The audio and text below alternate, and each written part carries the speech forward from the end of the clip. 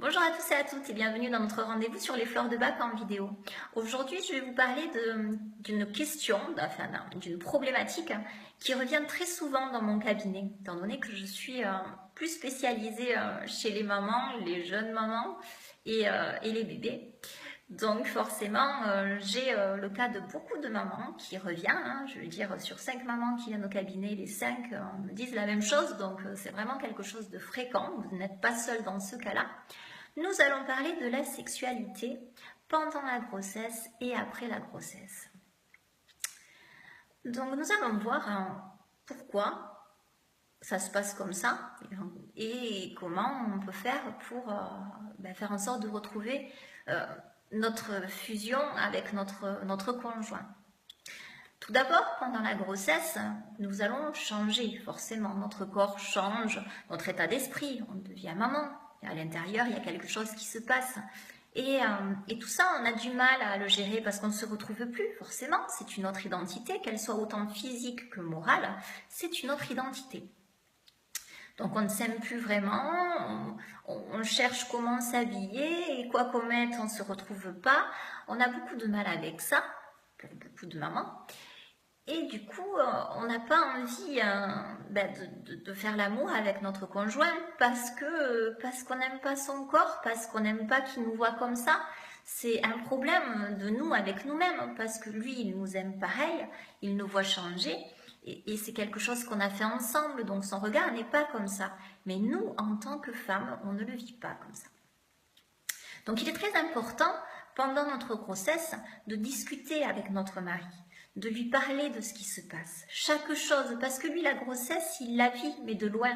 Il n'est pas à l'intérieur, il n'a pas de bébé en lui. Et ça, c'est quelque chose qui, quelque part, est important et qu'on lui, en quelque sorte, qu'on lui enlève. Donc, il est important de lui donner ça. De lui donner comment? En lui parlant de tout ce qui se passe, les moindres choses sur notre état moral, émotionnel. Voilà, écoute chérie, je me sens comme ça aujourd'hui, et puis d'un coup comme ça. Ah, ça doit être les hormones, c'est bébé. Ah, et puis il y a ça. Ah, et puis j'ai senti bébé bouger. Oh, j'ai envie de vomir. Oh, j'ai envie de ça. Je me sens comme ça. Et puis avec mon corps, je me sens comme ça. Et dans ma tête.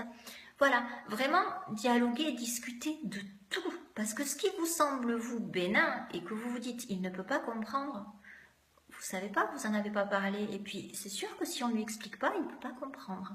Donc, voilà, en parler, avoir cette discussion, c'est très important. De même que lui, ça va l'impliquer d'autant plus dans ce qui se passe. Et il va pouvoir la vivre, sa grossesse, à lui, à travers vous.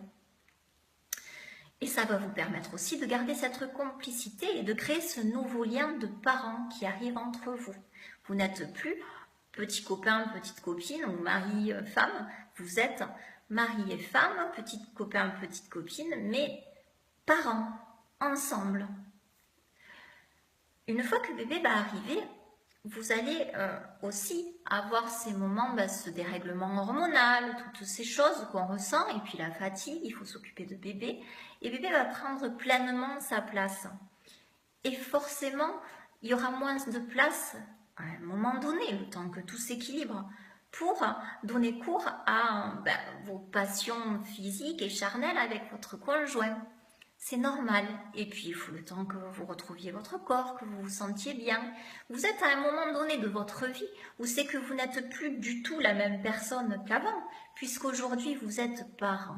C'est une nouvelle identité, un nouveau vous, plus accompli, quelque chose en plus, mais qu'il faut arriver à digérer, à comprendre, à entendre et à accepter. Il faut le temps de se retrouver avec ce nouveau physique, ce nouveau mental, tout ça. Donc il est normal que vous passiez par cette phase où c'est que vous n'êtes pas en adéquation avec vous-même.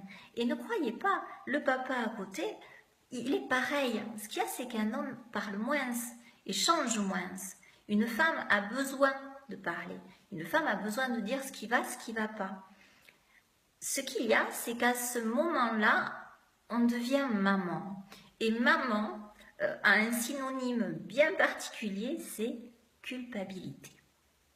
Vous allez voir que du moment que vous êtes maman, vous allez culpabiliser pour tout.